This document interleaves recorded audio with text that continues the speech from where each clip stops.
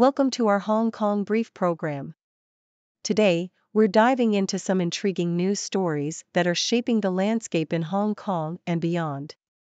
First up, global firms are eyeing India for IPOs, but is it a honey trap or a golden opportunity? Hyundai and LG are both gearing up to raise billions, but the risks in the volatile market can't be ignored. Next, we have a serious issue on our hands as a contractor loses a USB drive containing personal information of over 300 Hong Kong applicants. The authorities are stepping in, but it's a stark reminder of the importance of data security. And finally, a significant moment is on the horizon as Beijing's top diplomat in Hong Kong prepares to address the British Chamber of Commerce. This is a first, and it could signal a new chapter in international business relations. Please stay tuned for more detailed coverage on these stories. Reuters Breaking Views reports that global firms like Hyundai and LG Electronics are eyeing the lucrative Indian stock market, with Hyundai planning a $3 billion IPO and LG potentially raising $1.5 billion. This move could allow these companies to capitalize on the high valuations of their Indian operations, which are currently trading at 24 times forward earnings, surpassing the historical average. However, the experience of other companies that previously listed in emerging markets like Hong Kong serves as a cautionary tale, as many have faced challenges and are reconsidering their strategies. Unlike those firms, which can more easily retreat from the market, companies in India find it more complicated to go private due to regulatory hurdles. The case of British energy firm Cairn illustrates the potential pitfalls, as it faced a lengthy dispute with Indian authorities after floating its Indian unit. As a result, global firms may want to think twice before rushing into the Indian IPO scene. South China Morning Post reveals a concerning incident in Hong Kong where the personal information of over 300 community hall applicants was leaked after a contractor lost a USB drive. The lost device contained sensitive data, including names and contact numbers, prompting immediate action from the Central and Western District Office, which reported the incident to the police and privacy authorities. The contractor responsible for the data mishap has been suspended from handling applications, and the government has committed to preventing such breaches in the future. The incident has raised serious concerns about data security and the contractor's capabilities, leading to a demand for a detailed report on the situation. South China Morning Post also highlights a significant development in Hong Kong's business landscape, as Beijing's top diplomat, Cui Jianchun, is set to deliver a keynote address at the British Chamber of Commerce for the first time. This event, scheduled for September 24, signifies the central government's intent to strengthen ties with the international business community amid increasing scrutiny of Hong Kong's political climate. Analysts view this engagement as a strategic move to enhance confidence among foreign investors, particularly as the city grapples with its international image. The summit will feature discussions on various sectors, including technology and environmental responsibility, and underscores the importance of foreign chambers as bridges for attracting talent and investment to the region. This outreach reflects a pragmatic approach by the Chinese government, aiming to separate economic interests from political tensions.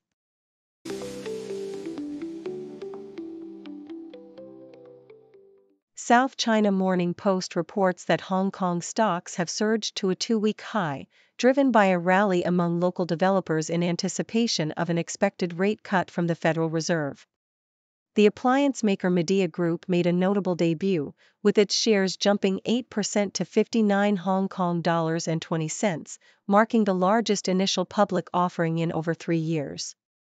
The Hang Seng Index climbed 1%, reaching 17,603.94, while the tech index saw a gain of 0.6%. Major players in the market, including Meituan, Lenovo, and Li Auto, also recorded gains. Analysts suggest that a rate cut from the U.S. could provide China with more flexibility to ease its monetary policy, leading to increased investor optimism. In a heartfelt initiative, actor Brenda Chan Kwai Fun has launched the Hong Kong Creative Aging Arts Festival, HKCAAF, to celebrate and empower elderly artists. Chan was inspired by her encounters with seniors who expressed feelings of time being wasted, leading her to create a platform where over 100 artists aged 55 and older can showcase their talents through various performances and visual arts. The festival, taking place from September 25 to October 6, aims to challenge societal perceptions of aging and highlight the value of seniors in the creative community. With performances that address both trivial and profound issues of mature life in Hong Kong, the festival seeks to reintegrate elderly artists into the cultural landscape and encourage audiences of all ages to appreciate their contributions.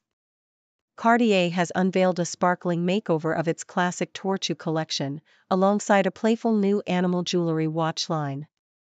The Torchu, known for its elegant simplicity since its debut in 1912, has been reimagined with 2 limited edition monopoussoir chronograph models, each featuring distinctive design elements reminiscent of its 1998 predecessor. The collection showcases a blend of innovation and tradition, with the thinnest chronograph movement at its core. Additionally, Cartier's animal jewelry watches feature whimsical designs that incorporate precious stones and animal motifs, pushing the boundaries of horology. The Reflection de Cartier collection further captivates with its unique cuff-shaped design and mirrored dial, exemplifying Cartier's commitment to creativity and luxury in watchmaking.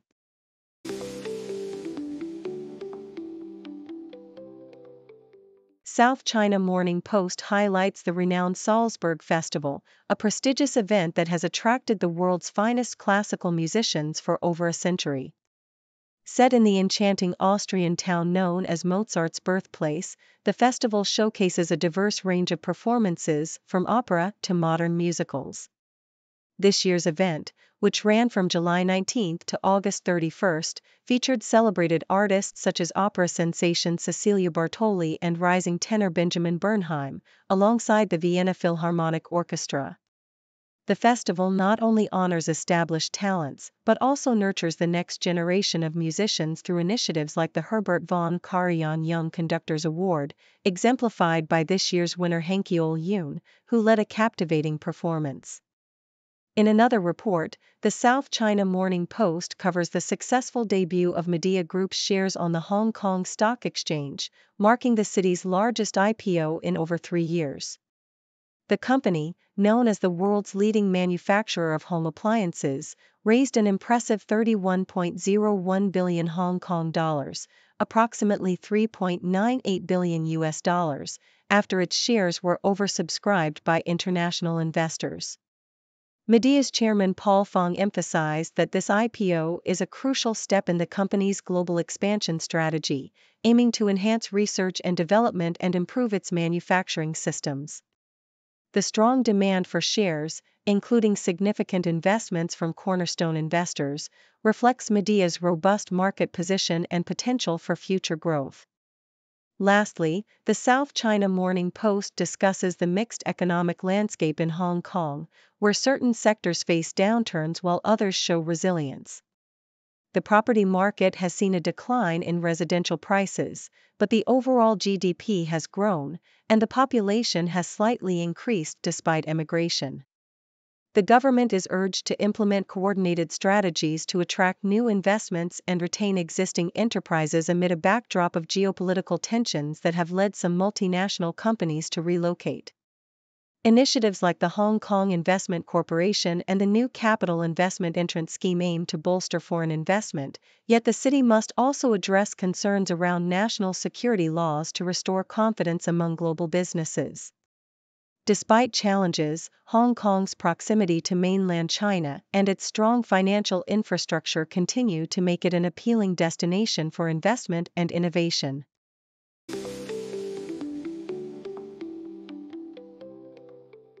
South China Morning Post reports on the significant changes coming to the UEFA Champions League for the 2024-25 season, introducing a new Swiss model format that completely overhauls the traditional group stage. Previously, 32 teams were divided into groups, each playing home and away matches, but now all 36 teams will compete in a single league format. Each team will face 8 different opponents, 4 at home and 4 away, in a bid to increase competitiveness and excitement. Notably, the final 2 match days will occur in January, eliminating the winter break and creating a thrilling climax to the league phase. The top 8 teams will advance directly to the knockout stage, while those finishing between 9th and 24th will enter a playoff for the remaining spots, marking a departure from previous seasons where third-place teams dropped to the Europa League. In another article, South China Morning Post highlights the growing success of Hong Kong's Octopus card, which has recently expanded its usability across 336 cities in mainland China. Since its launch, around 50,000 new cards have been sold, allowing users to pay for public transport seamlessly while traveling. The dual currency feature, which converts Hong Kong dollars to yuan at current exchange rates, has made it particularly popular in cities like Shenzhen and Shanghai. Octopus Holdings aims to broaden its reach further by exploring collaborations with international payment platforms, enabling users to utilize their Octopus services abroad. The app has already seen a surge in transactions in Thailand, showcasing its potential for global integration, while future innovations will enhance user experience through customizable features and promotional offers. Lastly, South China Morning Post details how Henderson Land is capitalizing on Hong Kong's push to attract global financial leaders and startups by hosting prestigious events at its new rooftop venue, the Henderson. This 6,800 square foot banquet ballroom is set to host high-profile gatherings such as the Hong Kong FinTech Week Gala and the Global Leaders Summit, boosting both tourism and hotel occupancy in the area. The venue's design, by renowned architect Zaha Hadid, is expected to enhance the building's appeal, attracting top-tier tenants like Audemars Piguet and Christie's. As the demand for well-equipped office spaces rises, Henderson Land is positioning itself as a key player in Hong Kong's evolving commercial landscape, leveraging its unique amenities to draw in clients and events.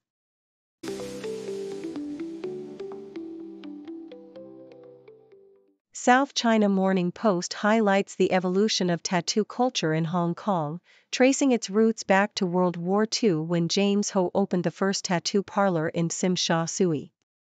Initially, tattoos were stigmatized, associated with triad members and sailors visiting the city. However, as societal norms have shifted, tattoo studios have flourished, embracing a new generation of body artists. Among them is Star-Crossed Tattoo, which has transitioned ownership while maintaining its legacy, now featuring an all-female team that offers a welcoming atmosphere for first-time clients. Meiwa Tattoo, founded by JY&T, showcases a blend of traditional Chinese art with modern techniques, while the 59 Tattoo aims to revive the classic sailor tattoo style, drawing inspiration from Hong Kong's rich tattoo history. South China Morning Post also reports on the ongoing sale of glow sticks in traditional Hong Kong shops, despite a recent ban on single-use plastics.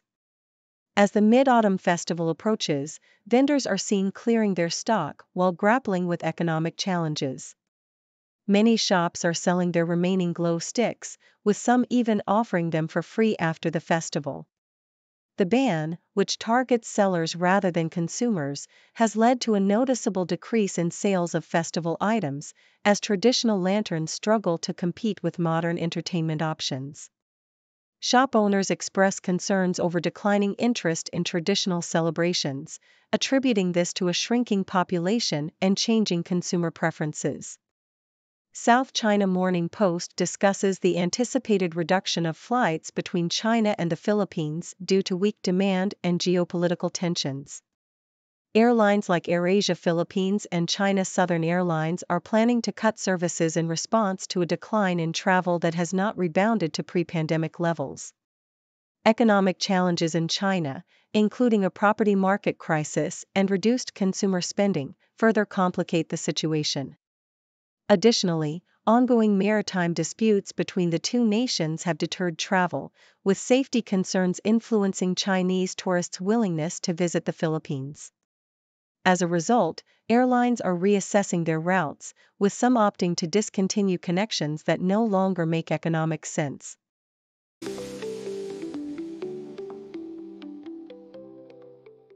Thank you for tuning in.